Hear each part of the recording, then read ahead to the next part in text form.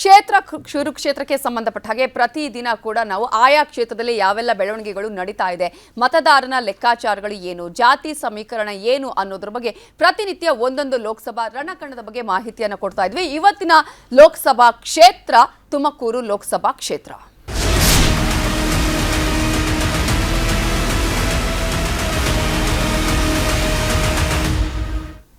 ರಂಗೇರಿದೆ ತುಮಕೂರು ಲೋಕಸಭಾ ಅಖಾಡ. ಕಲ್ಪತರು ನಾಡಲ್ಲೇ ಈಗಾಗಲೇ ಎರಡೂ ಪಕ್ಷದಿಂದ ಅಭ್ಯರ್ಥಿಗಳ ಆಯ್ಕೆ ಆಗಿದೆ.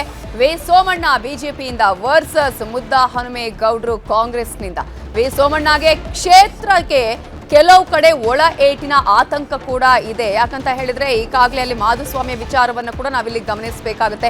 ಆಲ್ರೆಡಿ ಇಲ್ಲೂ ಕೂಡ ಕೊತ ಅಂತ ಕುದೀತಾ ಇದೆ. ಮಾಧುಸ್ವಾಮಿಯ ವಿಚಾರದಲ್ಲಿ ಈಗಾಗಲೇ ಸೋಮಣ್ಣ ಅವರು ಯಾವ ರೀತಿಯ ಹೇಳಿಕೆಯನ್ನ ಕೊಟ್ಟರು, ನಾನು ಅವರ ಸುತ್ತಾನೆ ಸುತ್ತೀನಿ ಅನ್ನುವಂತಹ ಮಾತನ್ನ ಕೂಡ ಹೇಳಿದ್ರು.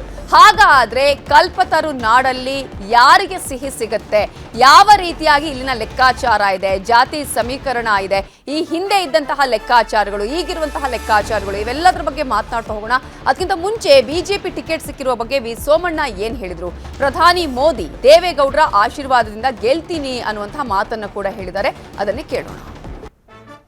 ಕೊಟ್ಟಿದ್ದು ಮಾಡಿ ಎಲ್ಲ ಹೈಕಮಾಂಡ್ ಮಾಡಿದೆ. ನಮ್ಮ ಹೈಕಮಾಂಡ್ನ ನಾಯಕರ ತೀರ್ಮಾನ, ದೂರದೃಷ್ಟಿ, ಚಿಂತನೆ, ದೇವೇಗೌಡರು ಸಾಹೇಬರ ಒಂದು ವಿಷನ್ ಎಲ್ಲ ಕೆಲಸ ಮಾಡಿ. ತುಮಕೂರು ಜನ ಎಷ್ಟು ಸಂಭಾವಿತರು ಅಂತ ನಿಮ್ಗಿಂತ ನನಗೂ ಗೊತ್ತು. ಆಯ್ತಾ, ಎಲ್ಲ ಕಾಲದಲ್ಲಿ ಒಂದೇ ಥರದ ಬಾಣ ಹಾಕೋಕ್ಕಾಗೋದಿಲ್ಲ. ಆಯ್ತಾ, ಇವತ್ತು ದೇಶದಲ್ಲಿ ಒಬ್ಬರೇ ಪ್ರಧಾನಿ ಇರೋದು. ಇದು ಚುನಾವಣೆ ನಡೀತಾ ಇರೋದು ದೇಶದ ಪ್ರಧಾನಿಗೆ. ನರೇಂದ್ರ ಮೋದಿಯವರ ಸಾಟಿ ಅಂತ ಇನ್ನೊಬ್ಬರ ಹೆಸರು ಹೇಳಿ ಅಂತ ಚುನಾವಣೆ, ದೇಶದ ಸರ್ವಾಂಗೀಣ ಬದಲಾವಣೆಗೆ ಇದು ಕೊಟ್ಟಿರೋ ಸೂಚನೆ ಯಾರು?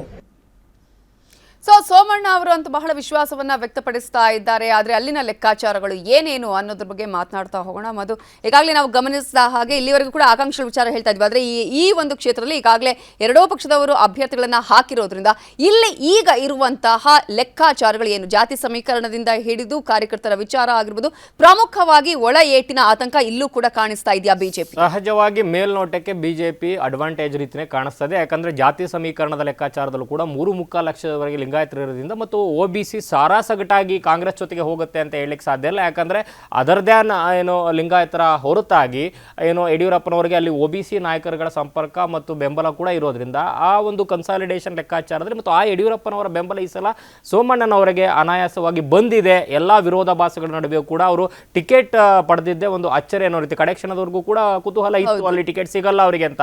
ಮಾಧುಸ್ವಾಮಿ ಅವರು ಅಷ್ಟು ಸ್ಟ್ರಾಂಗ್ ಆಗಿ ಅಪೋಸ್ ಮಾಡಿದ್ರು. ಅಫ್ಕೋರ್ಸ್ ಮಾಧುಸ್ವಾಮಿ ಅವರು ಬಿಲಾಂಗ್ಸ್ ಟು ಯಡಿಯೂರಪ್ಪ ಅವರ ಕ್ಯಾಂಪ್ ಅಲ್ಲಿ. ಹಲವಾರು ಕಾರಣಗಳಿಗೆ ಕಳಿಸ್ತಾರ ಸ್ವಲ್ಪ ಏನು ವ್ಯತ್ಯಾಸಗಳಾಗಿತ್ತು, ದೂರ ಆಗಿದ್ರು ಅಂದ್ರೂ ಕೂಡ ಅದಾದ ನಂತರವೂ ಕೂಡ ಸೋಲಿನ ನಂತರವೂ ಕೂಡ ಚೆನ್ನಾಗೇ ಇದ್ರು. ಸೊ ಮಾಧುಸ್ವಾಮಿ ಅವರ ಹೆಸರು ಮುನ್ನೆಲೆಗೆ ಬರೋದ್ರಲ್ಲಿ ಯಡಿಯೂರಪ್ಪನವರ ಪಾತ್ರ ಇದೆ ಅಂತಲೂ ಕೂಡ ಹೇಳಲಾಗ್ತಿತ್ತು, ವಿಜೇಂದ್ರ ಅವರ ಪಾತ್ರ ಇದೆ ಅಂತಲೂ ಕೂಡ ಹೇಳಲಾಗ್ತಿತ್ತು. ಆದ್ರೆ ಸೋಮಣ್ಣ ಅವರು ಬರೀ ದೇವೇಗೌಡರನ್ನಷ್ಟೇ ಸಂಪರ್ಕ ಮಾಡಲಿಲ್ಲ, ಬರೀ ವರಿಷ್ಠರನ್ನಷ್ಟೇ ನೆಚ್ಕೊಂಡು ಕೂಡಲಿಲ್ಲ. ಕಡೆಗೆ ಎಲ್ಲವನ್ನೂ ಮರೆತು ಇಗೋವನ್ನ ಪಕ್ಕಕ್ಕಿಟ್ಟು ಯಡಿಯೂರಪ್ಪನವರ ಬಳಿ ಹೋಗಿ ಒಂದಷ್ಟು ಹೊಂದಾಣಿಕೆಗಳನ್ನ ಅಥವಾ ಮಾತುಕತೆಗಳನ್ನ ಮಾಡಿಕೊಂಡು ಟಿಕೆಟ್ ಪಡೆಯೋದ್ರಲ್ಲಿ ಸಫಲ ಆಗಿದ್ದಾರೆ. ಸೊ ಅದು ಅರ್ಧ ಯಶಸ್ಸಿನ ಲಕ್ಷಣ.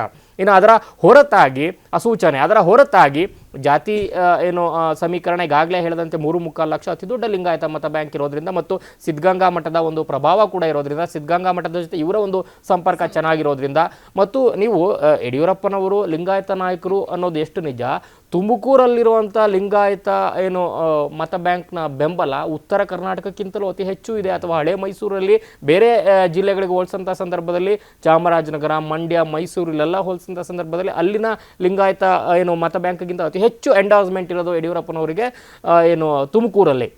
ಸೊ ಈ ಹಿನ್ನೆಲೆಯಲ್ಲಿ ಈ ಸಲ ಯಡಿಯೂರಪ್ಪನವರ ಬೆಂಬಲ ಸೋಮಣ್ಣ ಅವ್ರಿಗೆ ಸಿಕ್ಕಿರೋದ್ರಿಂದ, ವರಿಷ್ಠರ ಸೂಚನೆಯೂ ಕೂಡ ಇರೋದ್ರಿಂದ ಅಲ್ಲಿನ ನಿರ್ಗಮಿತ IMP ಬಸವರಾಜ್ ಅವರೇ ಎಲ್ಲರಿಗಿಂತ ಮೊದಲು ಸೋಮಣ್ಣವರ ಹೆಸರನ್ನ ಪ್ರಸ್ತಾಪ ಮಾಡಿದ್ರಿಂದ ಆದಷ್ಟು ಗ್ರೌಂಡ್ ಅಲ್ಲಿ ವರ್ಕ್ ಮಾಡಿಕೊಂಡೆ ಅಖಾಡಕ್ಕೆ ಇಳಿದಂತೆ ಕಾಣಿಸ್ತಾ ಇದೆ. ಈ ಹಿನ್ನೆಲೆಯಲ್ಲಿ ಅಡ್ವಾಂಟೇಜ್ ಸೋಮಣ್ಣ ಅವರಿಗೆ ಕಾಣಿಸ್ತಾ ಇದೆ ಮೇಲ್ನೋಟಕ್ಕೆ. ಮತ್ತು ಅಲ್ಲಿನ ಯುವ ಮತದಾರರು, ಹೊಸ ಮತದಾರರು, ನಗರ ಕೇಂದ್ರಿತ ಮತದಾರರು ಎಲ್ಲೆಲ್ಲಿ ಬರ್ತಾರೆ ವಿಧಾನಸಭಾ ವ್ಯಾಪ್ತಿಗಳಲ್ಲಿ, ಅಲ್ಲೂ ಕೂಡ ಏನು ಮೋದಿ ಅವರ ನಾಮಬಲ ಅಥವಾ ವರ್ಚಸ್ಸು ವರ್ಕ್ ಮಾಡುತ್ತೆ ಅನ್ನೋ ಲೆಕ್ಕಾಚಾರದಲ್ಲಿ ಸೋಮಣ್ಣ ಅವ್ರಿಗೆ ಅಡ್ವಾಂಟೇಜ್ ಕಾಣ್ತಾ ಇದೆ. ಇನ್ನು ಮುದ್ದಾ ಹನುಮೇಗೌಡರು ಸಹಜವಾಗಿ ಅವರು ಏನು ಯಾವುದೇ ಏನು ಕಳಂಕ ಇಲ್ಲದೆ ಇರುವಂಥ ಒಬ್ಬ ಸೋಬರ್ ರಾಜಕಾರಣಿ ಆಗಿರೋದ್ರಿಂದ ಮತ್ತು ಕಾಂಗ್ರೆಸ್ಗೆ ಸಹಜವಾಗಿ ಅಲ್ಲಿ 4 MLAಗಳಿಗಾಗಲೇ ಇರೋದ್ರಿಂದ, 2 JDS, 2 BJP ಇರೋದ್ರಿಂದ ಆ ಒಂದು ಲೆಕ್ಕಾಚಾರ ಮತ್ತು ಗ್ಯಾರಂಟಿಯ ಲೆಕ್ಕಾಚಾರ ಹಳೆ ಮೈಸೂರಿನ 8 ಕ್ಷೇತ್ರಗಳನ್ನು ಏನು DK ಶಿವಕುಮಾರ್ ಲಿಸ್ಟ್ ಔಟ್ ಮಾಡ್ಕೊಂಡಿದ್ದಾರೆ, ಅದರಲ್ಲಿ ತುಮಕೂರನ್ನ ನಾವು ಗೆಲ್ಲಬೇಕು ಅನ್ನೋ ಲೆಕ್ಕಾಚಾರದಲ್ಲಿ ಏನು ಇಟ್ಕೊಂಡಿದ್ದಾರೆ.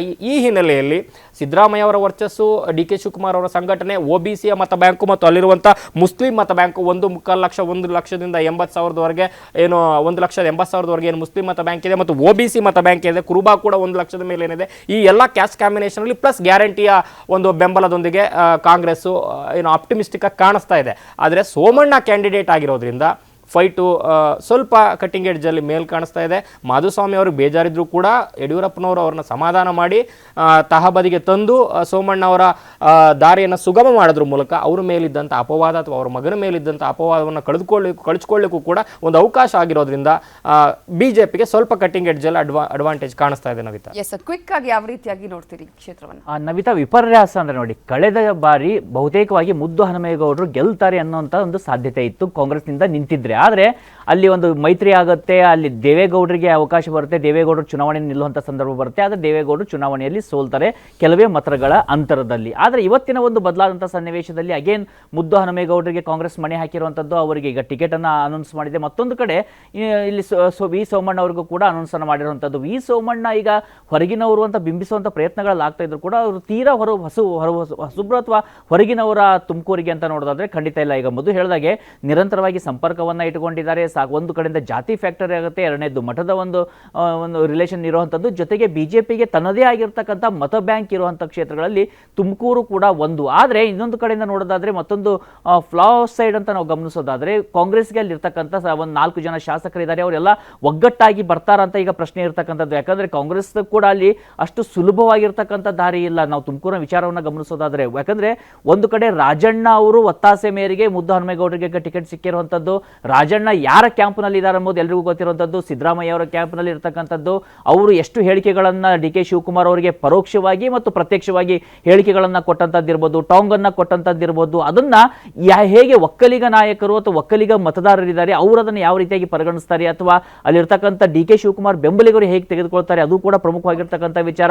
ಇನ್ನು ಡಾಕ್ಟರ್ G ಪರಮೇಶ್ವರ್ ಅವರ ನಡೆ ಏನಾಗಿರುತ್ತೆ ಅನ್ನೋದು ಕೂಡ ಅತ್ಯಂತ ಮುಖ್ಯವಾಗಿರ್ತಕ್ಕಂಥದ್ದು. ಮೇಲ್ನೋಟಕ್ಕೆ ಸದ್ಯದ ಪರಿಸ್ಥಿತಿಯಲ್ಲಿ ಡಾಕ್ಟರ್ G ಪರಮೇಶ್ವರ್ ಅವರು ಸಿದ್ದರಾಮಯ್ಯ ಅವರ ಕ್ಯಾಂಪ್ ಅನಿಸಿದ್ರು ಕೂಡ ಅವರಿಗೆ ಕಳೆದ ಬಾರಿಯ ಸೋಲನ್ನು ಮರೆಯೋದಕ್ಕೆ ಅಷ್ಟು ಸುಲಭವಾಗಿ ಸಾಧ್ಯ ಆಗೋದಿಲ್ಲ. ಹೀಗಾಗಿ ದೊಡ್ಡ ಮಟ್ಟದ ಒಂದು ತುರುಸಿನ ಸ್ಪರ್ಧೆ ಅಂತೂ ಖಂಡಿತವಾಗಿಯೂ ಅಲ್ಲಿ ಏರ್ಪಡುತ್ತೆ. ಆ ತುರುಸಿನ ಸ್ಪರ್ಧೆಯಲ್ಲಿ ಕೊನೆ ಕ್ಷಣದಲ್ಲಿ ಮತದಾರ ಯಾರ ಮೇಲೆ ಮನಸ್ಸನ್ನ ಮಾಡ್ತಾರೆ, ಯಾರಿಗೆ ನೀರನ್ನು ಕುಡಿಸ್ಬೇಕಂತಾರೆ ಅಥವಾ ಯಾರಿಗೆ ಮತವನ್ನು ಹಾಕ್ಬೇಕಂತ ಅನ್ನೋದು ಅದ್ರ ಮೇಲೆ ನಿರ್ಧಾರ ಆಗ್ತಾ ಹೋಗುತ್ತೆ. ಥ್ಯಾಂಕ್ ಯು ಸೋ ಮಚ್ ಇಬ್ಬರಿಗೂ ಕೂಡ ಚದುರಂಗದಲ್ಲಿ ಪಾಲ್ಗೊಂಡಿದ್ದಕ್ಕಾಗಿ. ಇದು ಇವತ್ತಿನ ಚುನಾವಣಾ ಚದುರಂಗ. ನೋಡ್ತಾ ಇರಿ ನ್ಯೂಸ್ 18 ಕನ್ನಡ. ಜಾಲ ನಮ್ಮದು, ಬಲ ನಿಮ್ಮದು. ಕನ್ನಡಿಗರ ನೆಚ್ಚಿನ ನ್ಯೂಸ್ 18 ಕನ್ನಡ ಈಗ ವಾಟ್ಸ್ಆಪ್ ನಲ್ಲೂ ಲಭ್ಯ. ಕರ್ನಾಟಕ, ದೇಶ ವಿದೇಶಗಳ 360 ಡಿಗ್ರಿ ಸುದ್ದಿಯ ವಿವರಗಳನ್ನ ನಿಮ್ಮ ಕೈ ಬೆರಳುಗಳಲ್ಲೇ ಪಡಿಲಿಕ್ಕೆ ಈ QR ಕೋಡ್ ಅನ್ನ ಸ್ಕ್ಯಾನ್ ಮಾಡಿ, ನಮ್ಮ ಚಾನಲ್ ಫಾಲೋ ಮಾಡಿ, ನೋಟಿಫಿಕೇಶನ್ ಆನ್ ಮಾಡಿ.